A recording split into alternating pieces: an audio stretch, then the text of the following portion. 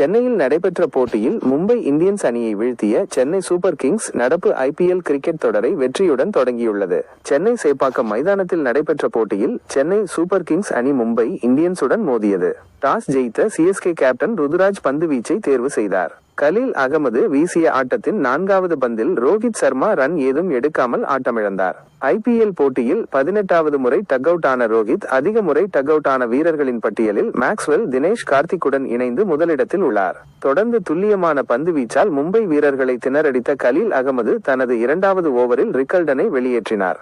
10 ஆண்டுகளுக்கு பிறகு CSKவுக்கு திரும்பிய அஸ்வின் தனது முதல் ஓவரிலேயே விக்கெட் எடுத்து ரசிகர்களை குதூகலப்படுத்தினார். இதையடுத்து கேப்டன் சூரியகுமார் திலக் வர்மா ஜோடி அதிரடியாக ரன்களை சேர்த்த நிலையில் தனது ஒவ்வொரு ஓவரிலும் ஒரு விக்கெட் எடுத்த CSKவின் நூர் அகமது மும்பையின் மிடில் ஆர்டரை தகர்த்து ஆட்டத்தை CSK பக்கம் திருப்பினார். சூரியகுமார் பந்தை தவறவிட்ட போது 0.12 வினாடிகளில் மின்னல் வேக ஸ்டெம்பிங் செய்த தோனி ரசிகர்களை மிரள வைத்தார். கடைசி நேரத்தில் தீபக் சாகர் காட்டிய வானவேடிக்கைகளால் மும்பை அணி 20 ஓவர்களில் 155 ரன்களை சேர்த்தது.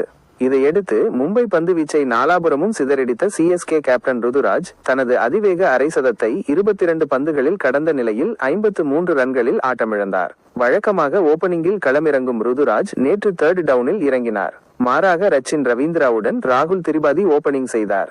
இந்த மாற்றம் ஏன் என்பது குறித்து CSK அணியின் பேட்டிங் பயிற்சியாளர் மைக் ஹசி விளக்கியுள்ளார். அதில் பவர் பிளே ஓவர்களில் திரிபாதியின் ஆக்ரோஷமான பாணியை பயன்படுத்த வேண்டும் என்ற விருப்பத்தால் இந்த மாற்றம் செய்யப்பட்டது என்றார். தொடர்ந்து ஆட்டத்தின் முடிவில் பேசிய கேப்டன் ருதுராஜ் இந்த மாற்றத்தை பற்றி விளக்கினார். அதில் அணியின் நலனுக்காக நம்பர் 3 பேட்டிங் ஆட வந்ததாக கூறினார். மேலும் இந்த பேட்டிங் ஆர்டர் தான் அணிக்கு சமநிலையை கொடுக்கிறது. என்னால் நம்பர் 3 இறங்கி சிறப்பாக ஆட முடியும்.